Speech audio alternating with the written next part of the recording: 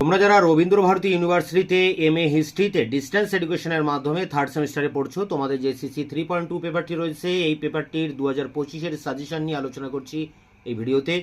তো দেখো, এখানে ইউনিট 1 থেকে মাত্র তোমরা 3টি প্রশ্ন করবে। এই 3টি প্রশ্নের মধ্যে তোমরা একটা প্রশ্ন কমন পেয়ে যাবে। প্রথম প্রশ্ন দেখো, কেন্দ্রীয় রাজ্য বিধান পরিষদে নারীদের অংশগ্রহণ বা মহিলাদের অংশগ্রহণ তাদের রাজনৈতিক ক্ষমতায়ন প্রক্রিয়াকে কতটা ত্বরান্বিত করে।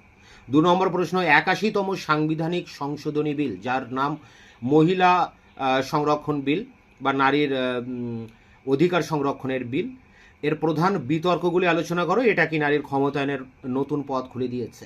তো এটা একটা প্রশ্ন। 81তম সাংবিধানিক সংশোধনী বিল আর কেন্দ্রীয় রাজ্য বিধান পরিষদে মহিলাদের অংশগ্রহণ, এই দুটোর মধ্যেই একটা পেয়ে যাবে পরীক্ষায় কমন। এছাড়াও তোমরা পঞ্চায়েত নির্বাচন ব্যবস্থায় ভারতে মহিলাদের অংশগ্রহণ, এটাও সাপোর্টে করে যাবে। তাহলে অবশ্যই এই 3টির মধ্যে একটা কমন পেয়ে যাবে। ইউনিট 2 থেকে অনেকগুলো প্রশ্ন হয়, তার মধ্যে তোমরা 3টি প্রশ্ন যদি অবশ্যই করো তাহলে এই 3টি থেকে একটা কমন পেয়ে যাবে।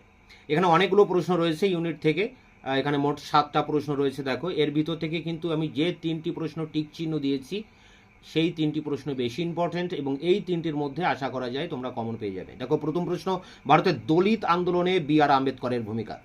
পরেরটি, ঔপনিবেশিক শাসনোত্তর ভারতের সাম্প্রদায়িকতাবাদের উদ্ভবের কারণ।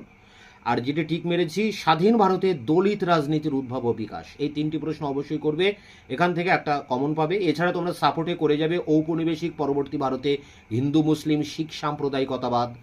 পরেরটি দেখো, সাম্প্রদায়িকতাবাদ ও সেকুলারিজম কি, স্বাধীন ভারতে রাষ্ট্র নির্মাণকালে সেকুলারিজমের আদর্শ কিভাবে প্রতিফলিত হয়েছিল। আর পরে রয়েছে, স্বাধীন ভারতে আদিবাসীদের জাতি রাষ্ট্রে কিভাবে সমন্বিত করা হয়েছিল।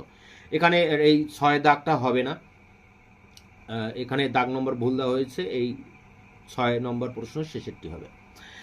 তাহলে এখানে দেখো, মোট 6টি প্রশ্ন রয়েছে, তার মধ্যে তোমরা অবশ্যই 3টি প্রশ্ন ভালো করে দেখবে। বি.আর. আম্বেদকর, সাম্প্রদায়িকতাবাদের উদ্ভব এবং দলিত রাজনীতির উদ্ভব। আর বাকি 3টি প্রশ্ন তোমরা পরে সময় পেলে করবে বা সাপোর্টে করে রাখবে। ইউনিট 3 থেকে দেখো, মাত্র 5টি প্রশ্ন রয়েছে, তার মধ্যে ইম্পর্টেন্ট অনুযায়ী পরপর রাখা আছে। যে কোনো প্রশ্ন পরীক্ষায় আসতে পারে, তাই তোমরা এখানে বেশিরভাগ প্রশ্নগুলো করার চেষ্টা করবে। দেখো, পাঞ্জাব সন্ত্রাসবাদ, 80-র দশকে পাঞ্জাব সন্ত্রাসবাদ এবং এই বিষয়ে কেন্দ্রীয় সরকারের প্রতিক্রিয়া। পরেরটি তামিলনাড়ুতে দ্রাবিড় রাজনীতির উদ্ভব ও বিকাশে ডিএমকের অবদান। পরেরটি তেলেঙ্গানা ও উপকূলবর্তী অন্ধ্রের মধ্যেকার বিবাদ। পরেরটি আসাম, অর্থাৎ আসাম সমস্যা সম্পর্কে একটি সমালোচনামূলক প্রবন্ধ। এবং পরেরটি অতি বাম মতবাদ সম্পর্কে আলোচনা করো। এখানে রয়েছে পাঞ্জাব, তামিলনাড়ু, তেলেঙ্গানা, আসাম এবং অতি বাম মতবাদ। যে কোনো প্রশ্ন পরীক্ষায় আসতে পারে, তোমরা এই 5টি প্রশ্নই দেখে যাবে, এর ভিতরেই প্রশ্ন কমন আসবে। এরপরে দেখো, শেষ যে ইউনিটটি রয়েছে ইউনিট 4 থেকে মাত্র 4টি প্রশ্ন এখানে আছে। এই 4টি প্রশ্ন তোমরা ভালো করে করবে। অভিপ্রয়াণ সমস্যাকে কেন্দ্র করে ভারত বাংলাদেশ সম্পর্ক, ভারত পাকিস্তান সম্পর্ক, ভারতবর্ষে আধুনিক পঞ্চায়েত রাজ ব্যবস্থার সম্পর্কে আলোচনা করো। আর পশ্চিমবঙ্গের স্থানীয় স্বায়ত্তশাসন ব্যবস্থার প্রবর্তন সম্পর্কে লেখো।